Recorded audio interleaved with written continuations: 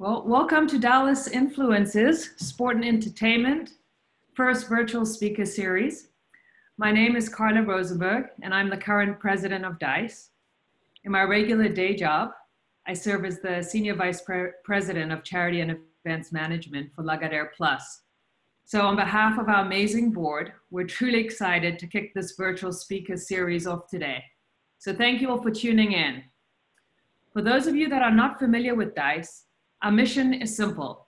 DISE connects and develops the rising generation of industry leaders to fuel bold social change.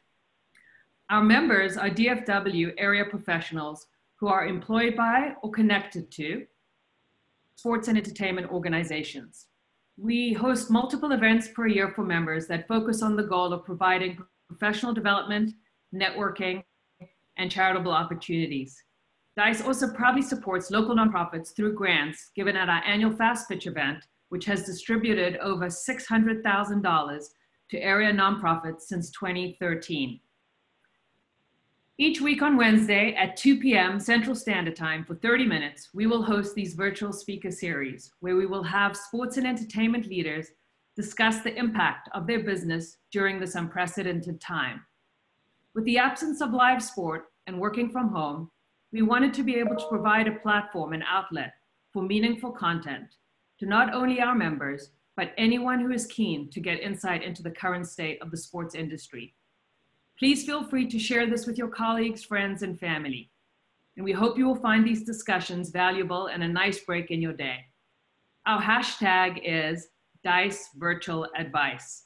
I'll pop that in the chat box in a little while. In addition to the speaker series, we want to do our part to give back to our local community and participate in the COVID-19 relief effort. Funds raised through these speaker series will be donated to the North Texas Food Bank and allocated toward family boxed meals. I will make sure to post a link in the chat for everyone to see once the discussion gets started. And so an exciting announcement related to this, our friends at the Dallas Stars Foundation and the Texas Rangers Foundation have each stepped up and offered to match up to $5,000 of the funds we raised during these weekly speaker series. So we'd like to acknowledge and thank them, and would love to have your support if possible, so we can do our part in making a difference in the fight against hunger during this critical time. Please know that no amount is too small. For perspective purposes, $1 provides 3 meals to those in need. Before we start our exciting program today, a few brief housekeeping notes. We want to let you all know that there is an opportunity to ask questions throughout the segment using the Q&A feature below. In addition, the only visuals you should see on your screen are our speakers. If that's the case, you're in the right place. So let's meet our moderator and keynote speaker. Our moderator today is Kern Egan, who is no stranger to this organization. He is the co-founder and chairman of DISE. I also have the privilege of working with him on a daily basis as he serves as the President Americas of Lagadere Plus, Lagadere Sports and Entertainment's global partnership marketing agency. Joining Kern today is our keynote speaker, Kellie Fischer, the Chief Financial Officer of the Texas Rangers Baseball Club. I got to know Kellie when I started my career at the Texas Rangers, and she's not only someone that I can proudly call a friend, but someone who has definitely inspired me by example. Just to list a few of Kellie's many contributions and accomplishments. She oversees all financial matters and purchasing for the Texas Rangers and serves on the board of directors for the Texas Rangers Baseball Foundation. Kellie joined the Rangers in '99 and has served in many roles for the Rangers' former parent company, Southwest Sports Group, and the Dallas Stars. Kellie was named the 2010 Chief Financial Officer of the Year for private mid-sized companies by the Dallas Business Journal, the 2012 Chief Financial Officer Game Changer of the Year by the Fort Worth Business Press, the recipient of the 2013 Herbert H. Reynolds Outstanding Young Alumni Award of the Baylor University Alumni Association. I'm sure there are a few bears in attendance today. And one of the Dallas 500 Business Leaders by D Magazine in 2015. As you can tell, we have an all-star starting lineup. So without wasting any more time, I'd like to hand this over to Kern to get this conversation started. Great, thanks, Carla. Kelly, nice to chat with you. It's weird we have to do this virtually, given we live like in the same neighborhood, but at least we get to spend some time together. So wow, we're in interesting times, and I can't think of a professional sports team as much on the front lines of all that's happening as the Texas Rangers and your brand new ballpark. We've seen so much leadership from the Rangers in terms of how you're pivoting programming like, the Arlington ISD football games to ensuring your staff is staying employed and compensated, well beyond MLB parameters. What's this time been like for you, and what goes, on behind the scenes in navigating this environment? Oh, that is such a great question. And Kern, nice to see you. It's an honor to be a part of this event today. And I will tell you, it has been surreal. I don't really have another word to describe it. I'm sure every one of us on this call feels the same way. We were chatting about it just the other day, and we used the term in that it's almost like going through the stages of grief. We were all in denial, like this isn't really happening. This isn't really going to impact us. And, the anger has set in. I think sometimes I go back to denial and then I go back to anger. Eventually we're all accepting it. I mean, it is what it is, and we're dealing with it day by day. And this is truly a day by day situation. And I can honestly tell you it's exactly how we're treating it here. And when you're kind of having to make really hard decisions, kind of go through you and the leadership team's like list of priorities and kind of what filters you're using to get to yes or no, or dates on certain things. Can you just kind of take us behind the scenes a little bit to how you're able to make these really just, unprecedented decisions, especially with, a brand new ballpark? Well, that is such a great question. And I'll tell you, it probably depends a little bit on the decision, but it takes all of us as a management team together to really think through all the different parameters. What are the impacts to our fans? What are the impacts to our employees? What are the impacts to our clients? What are the impacts to the players, to everyone that touches our organization in some form or fashion? And of course, finance, which is my role, is a huge piece of this pie. The hardest part is the unknown. And so we just do the best we can with the information we have. And we recognize that a decision we make today might have to change or pivot in the future because of new information that comes to light. Got it. Makes sense. Don't envy you. Although, you do have an exciting new asset with Global Life Field. I mean, how does your job change as CFO when you go from sort of day-to-day management of, the financial operations of a Major League Baseball team to the funding, constructing, opening of sort of a brand new sports venue? Like, what are your responsibilities now? How has that changed over the last couple of years? Certainly has to be exciting for you. Oh, it is so exciting. And even though we're not using it right now, it's still so exciting. Just getting a chance to see it and know that it's going to be great. I truly, truly can't wait to show it off to everybody. But a lot changed. I mean, it's pretty incredible. I'm so honored to have been part of the process, even as far back as 2013. And my colleague my counterpart, I should say, at the Atlanta Braves had warned me. He said, look, you should know this is going to change everything about your job, and it's going to be a whole lot of work. And I was like, oh, I'm all for that. I can't wait. Well, no doubt. It was truly like another full-time job at times.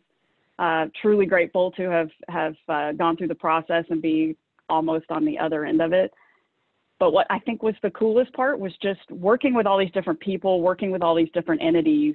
The city of Arlington is such a tremendous partner of ours, and spent a lot of time one-on-one with them, not one-on-one meaning the Rangers and just the cities working together, finding ways to work through common ground, having solutions to almost any hurdle that would pop up of how can we get to this? How do we get to a yes?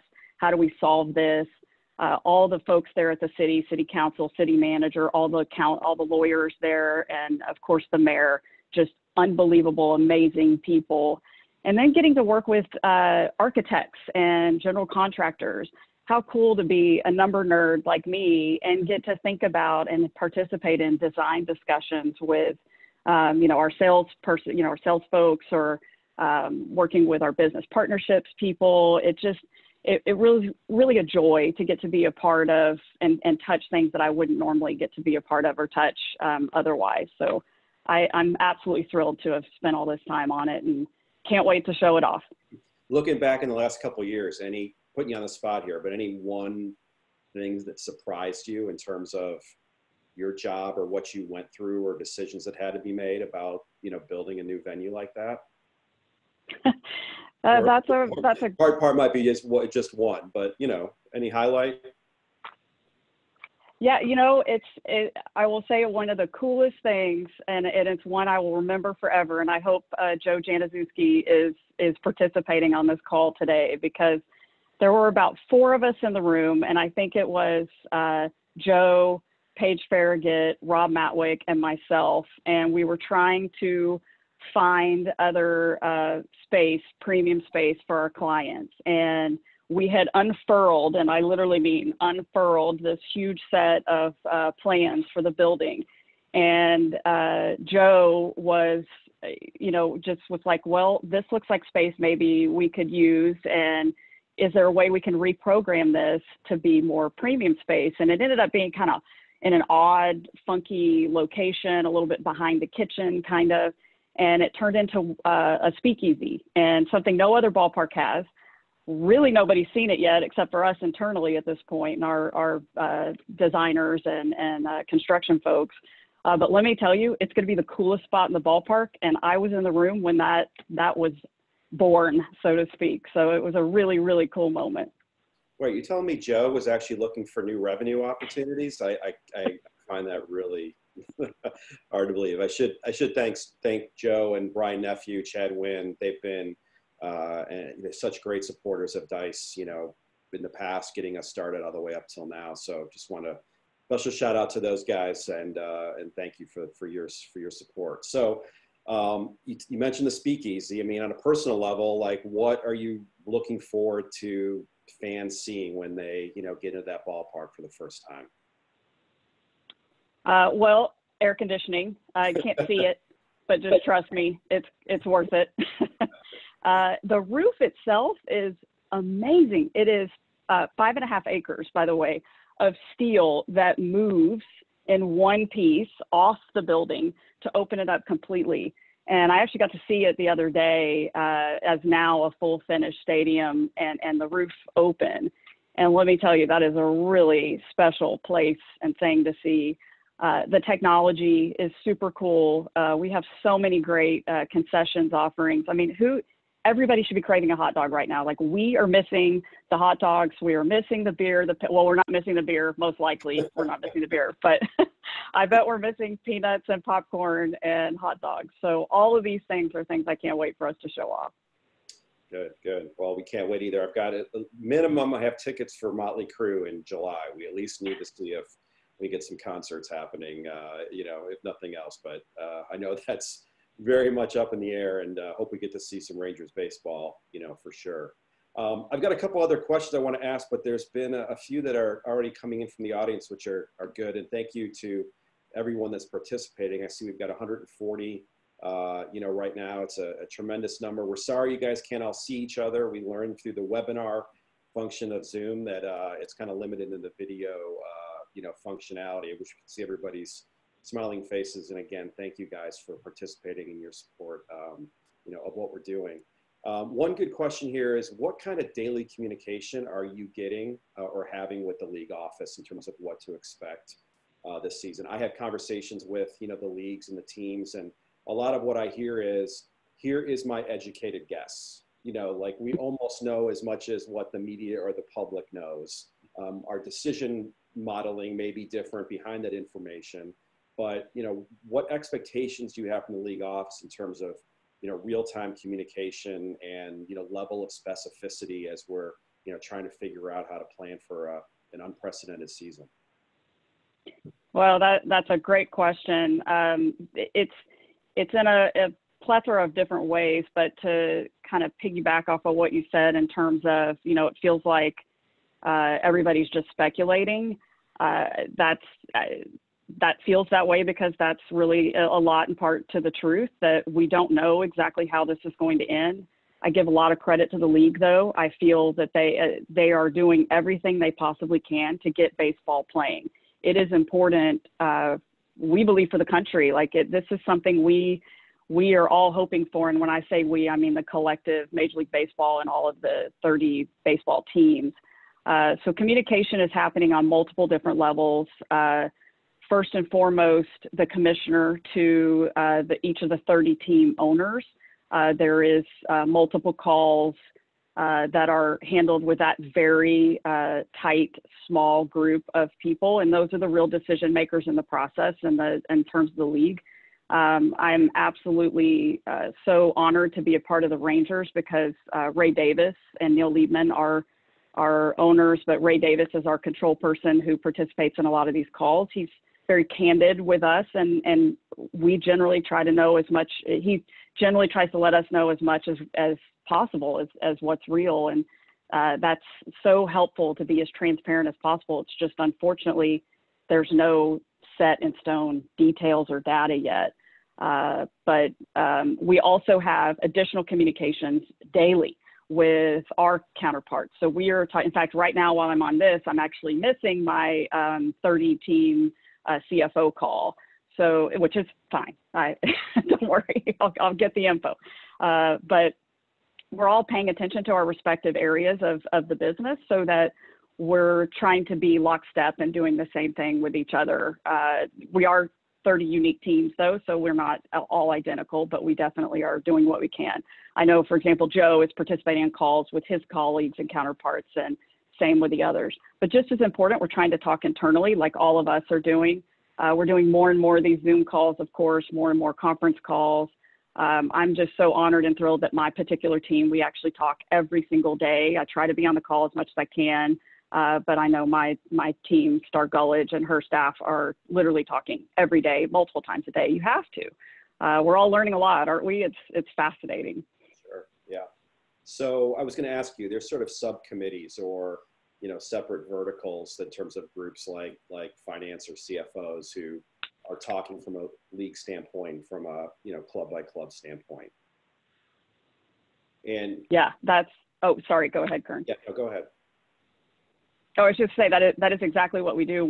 We do it all the time, whether it's during this situation or not. We compete on the field. We do not compete off the field. So that's why we want to constantly be talking to each other, using best practices in any way we can.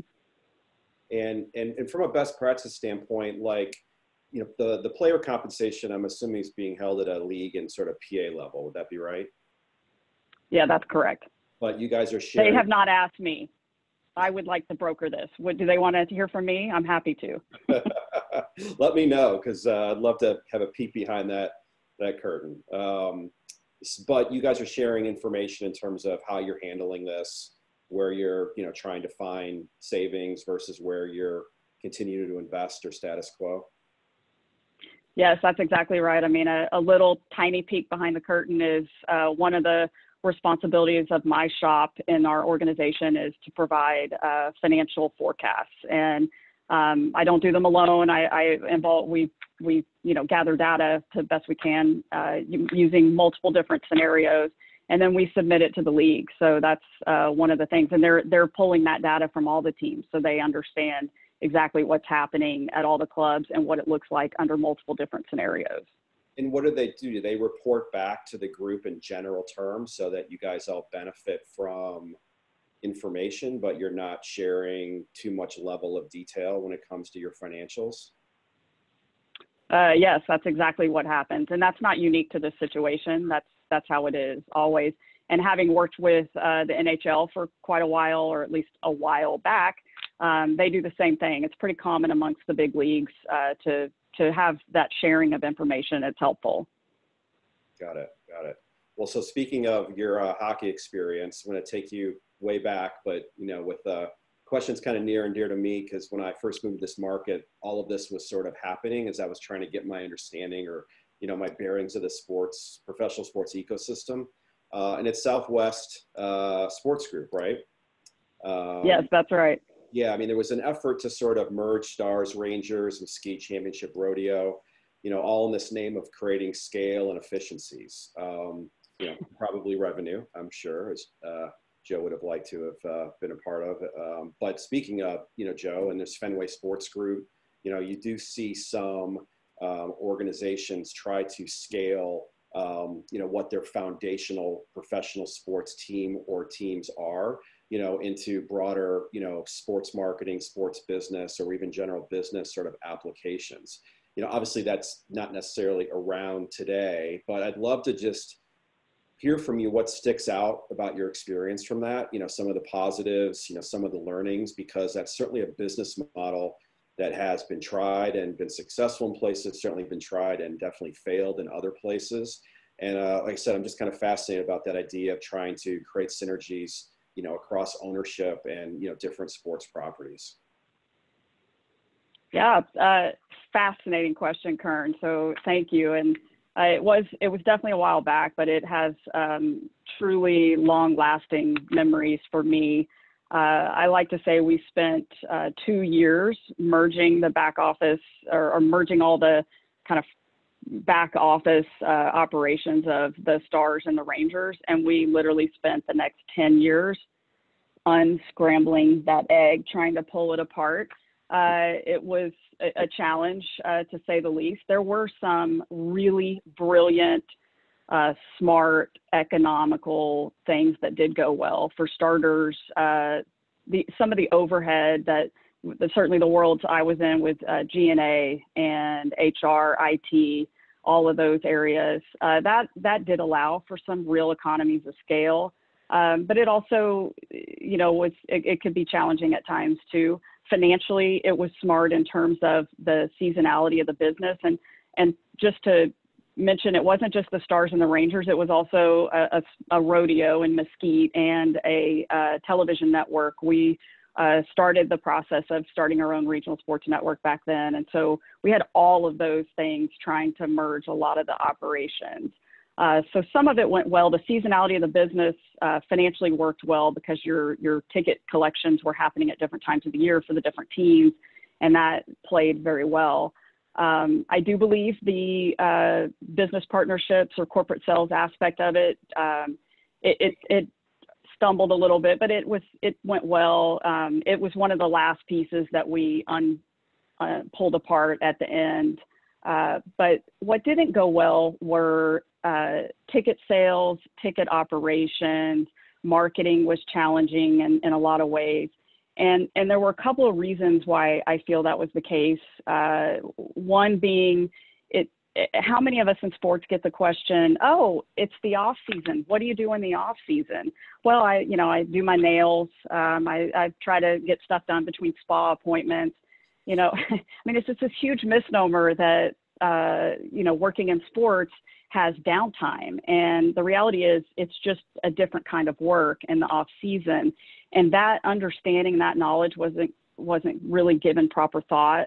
And so it made it impossible for our sales team to collect their breath and figure out, okay, today I'm selling this, tomorrow I'm selling that. And the two teams truly were different products. And you have to understand that in order to be wise about trying to consolidate anything in the background. What I wish we had done, which hindsight's 2020, right? It's much easier to say this today, is I wish we had collaborated versus consolidated and eliminated. And I think we would have been much wiser on that, but I'll know that next time.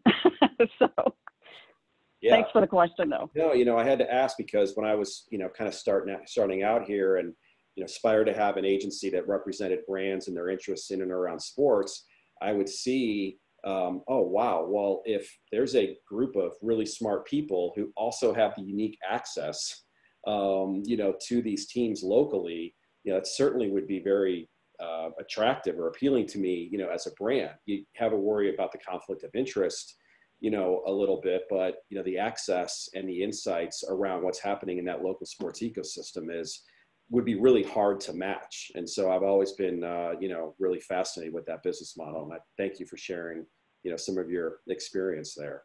I think we've got time for one, maybe audience question. I have one other question I want to wrap up with. Are you modeling, and I'll try to paraphrase this one question, but are you modeling, based on a 162 game season versus 120 game season, or do you have different pro formas and scenarios now that would be sort of, funneled into TV contracts, player compensation, attendance or no attendance? Like, how many versions, I guess, of models do you have based on, scenarios that could play out this season? We don't have time for me to answer that. Sorry. I can't believe you had time for me to, or for even to join us for 30 minutes. But I mean, how many scenarios are you sort of contemplating? Is it 2? Is it 5? Is it 20? It's truly dozens. I mean, there's so many variables that it's truly all it is. All I've got are multiple scenarios in terms of as dynamic as possible, a forecast that allows you to make changes on the fly. So if you wanted to change, let's pick something fun, player payroll. If you wanted to change what player payroll was, you can just key in one number and it spits it out throughout the whole model. So I'm trying to make the financial forecasting as dynamic as possible so that it's easier to make changes as new information comes to light. Got it. So it's not a static 5 scenarios and models. It's more dynamic. Yeah. I'd almost call it live, so to speak. And is that something your team sort of all has access to and you're sort of collaborating on daily? We're collaborating on it, but it's more at the ownership executive level. So there's pieces that everybody's a part of. So it's a lot of data. I don't know how to. It's a lot. It's a lot of work. It's why I drink every night. So how about that? That's what you get by having an agency guy ask finance questions. Sorry. Okay. That's all right. Okay, let's move off into something I am more familiar with or comfortable with, which would be sort of the charitable aspect. It's certainly very important, and kind of the vision for DISE is to make our community a better place, by leveraging the power of sports and entertainment. And you're on the board of the Texas Rangers Baseball Foundation.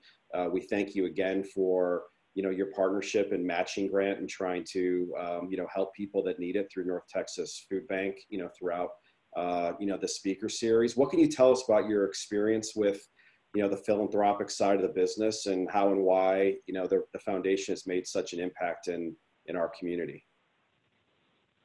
Well, I am always excited to talk about the foundation. I mean, it is such a bright, shining light in our organization today, yesterday, and tomorrow. And it's really grown in the last 5 years, which is one of the most exciting things to talk about. Karen Morris, who is our executive director, she's just a stud in our organization.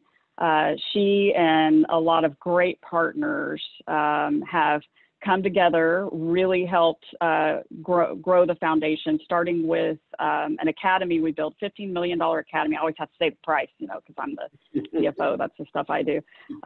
But we built a $15 million academy in West Dallas, opened it up just a few years ago. We have already impacted over 40,000 kids. How cool and amazing is that? Really, really special. And it's got multiple baseball fields, can be used any time of year. We have indoor, outdoor facilities. It's open to anyone. We have a whole learning center, life skills. It's a great, safe place for kids to go. That to me is just so amazing. We also have lots of great programs. Unfortunately, very few of them are happening right now because of COVID. But I tell you what, our foundation hasn't stopped. We're partnering with you guys. We're so thrilled to help with North Texas Food Bank, but also just finding ways to help out in our community. We donated 1,000 masks to the city of Arlington. We're working on getting food to hospitals. It's just really special. Our players have stepped up in a few ways. Shin-Soo Choo, and he did this through our foundation. Donated money to all our minor league players. Like, how amazing. So all of these things just make your heart swell and just make your heart feel so full. And it's just truly an honor to be a part of it. That's great to hear. It's good to hear it kind of from a human voice from the leadership team. You know, you read it in the media and you read headlines, but to hear some of the emotion and passion behind what you guys are doing, I think is really, you know, great for the group to hear. And, you know, I think I'll kind of close with this one note we got from Stacy Siegel.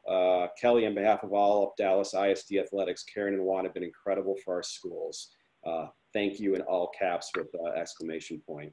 We are really lucky to have you and the Rangers as partners here locally, and we can't thank you enough for, you know, spending 30 minutes of what we know is an unprecedented and very busy time. And we hope the people that spent 30 minutes of their busy day to be with us and learn from you thought it was worthwhile. So I want to thank everybody, the audience for sure, and the people who attended, Kelly for sure, Carla and Lauren Allison for their help in sort of getting this off the ground. Carla, anything else you wanted to close with?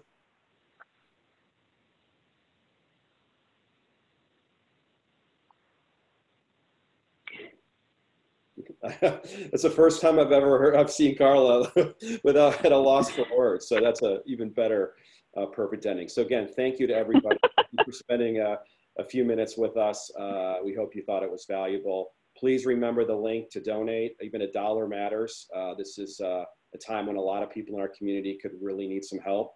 And we really hope that you consider that, especially given that the Rangers and Stars are going to be matching, you know, any amount that's donated. So again, thank you, everybody. Hope to see you next week. Thanks.